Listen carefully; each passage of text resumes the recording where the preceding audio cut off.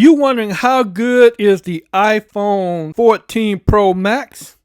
Is it worth the upgrade?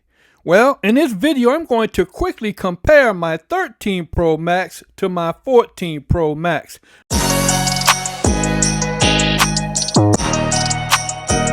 With the good, the bad, and the ugly. Now, I'm not going to focus on the specs. There are plenty of videos out there that does that a whole lot better than I could. But more about everyday use, simple things like the feel, the display camera differences, the sound, and the battery life. No doubt, the iPhone 14 Pro Max is the most powerful smartphone on the market. It's fast, beautiful, and well built. But it is identical to its predecessor, the Pro 13 Max. Same size, same weight, same 120 Hz refresh rate. However, the first difference that you will notice is the notch versus the pill-shaped dynamic island on the 14 Pro Max. This new feature Apple has made really turns lemons into lemonade. And in the time with new third-party apps, we will see how sweet it is.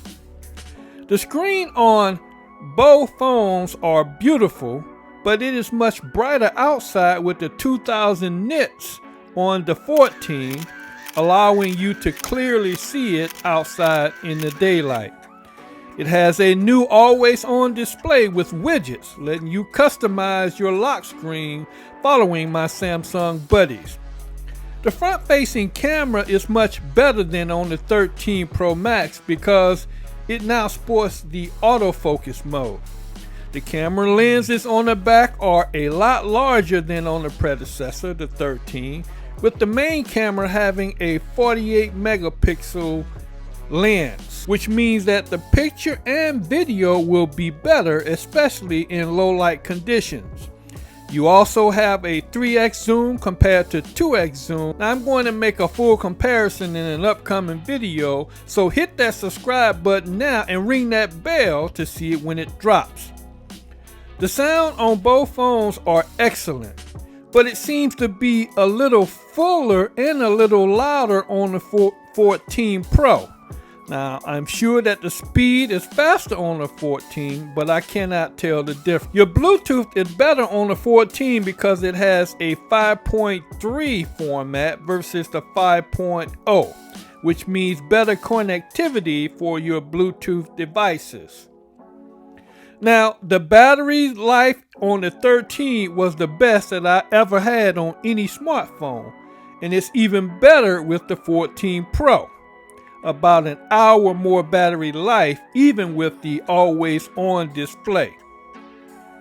Speaking of the always on display, now I don't know how I feel about it yet.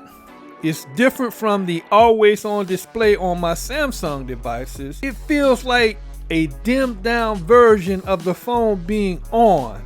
Just a little strange, but you can customize it, and it is a big step for Apple. Now for the good, the bad, and the ugly. The 14 Pro is the best iPhone out there, period, hands down. And it will outperform all other Apple phones. So if you like iPhones, you will love this one. The bad. The iPhone Pro 14 Max still uses the Lightning cable versus just about every other phone on the market using USB Type-C cables, making it more convenient to charge and to use for other devices as well. The ugly. The iPhone Pro 14 Max is a very small incremental upgrade from the 13 Pro. It has a bigger camera, more cameras, better sound, always on display, and dynamic island. But all of these things are not really worth the upgrade if you have the 13 Pro Max already.